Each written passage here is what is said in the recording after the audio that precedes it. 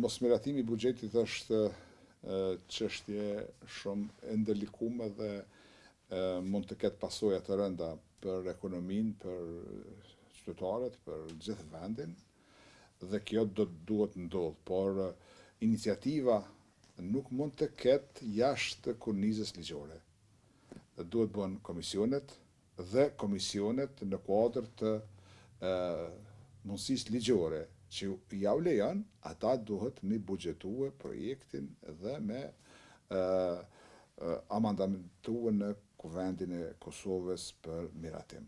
Çdo nismë tjetër janë këto nisma jo kushtetuese dhe mendoj që janë iniciativa të mira, por jo kushtetuese. Prandaj ne jemi me institucione, me ligje, deputetët e dinë përgjegjësinë e vet, e dinë edhe qeveria përgjegjësinë e vet, e cila nuk është funksionale. Prandaj është e padrejtë që dikush para dite është ministër dhe mas dite është deputet. Kjo nuk mund ndodh dhe kjo nuk duhet të ndodh që Kuvendi të lejon një komoditet që një grupit parlamentar të deputetëve me meratue një vendim ose një projekt buxhet të shtetit. Dihen janë të ndara pozicionet, përgjegjësitë dhe autorizimet. Qeveria duhet të propozoj, Kuvendi të miratoj. Por jo një grup deputetësh që në këtë rast e përmendëm janë jo kushtetuese, kompetencat, ka konflikt interesi mes kompetencave të deputetit dhe të ministrit.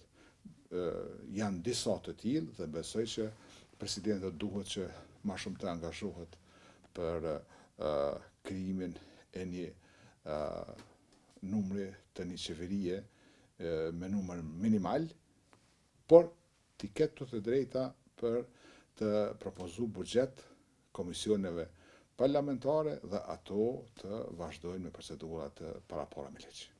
Është foj i përgjegjësit për të krijuar qeverinë dhe qeveria për të propozuar Kuvendit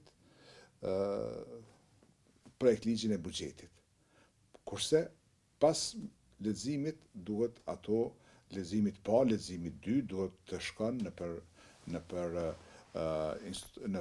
grupe parlamentare, të cilat janë të rregulluara këtu.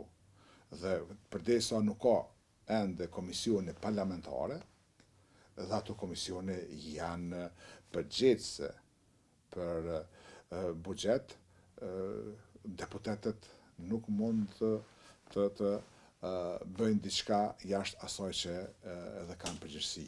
Përgjegjësia është edhe presidentit, edhe e fituesit të zgjedhjeve për të bërë qeverinë sa më shpejt. Kush po sakrifikohet në këtë rast? Janë vetë qytetarët? Populli. Qytetarët, ekonomia, biznesi, nxënësit, studentët, punëtori, të moshuarit, të gjithë janë pjesë e sakrificës edhe për të ushtruar, edhe për të zhvilluar shtetin, por edhe tash për të pas pasoja eventuale për shkak të mosmiratimit të buxhetit.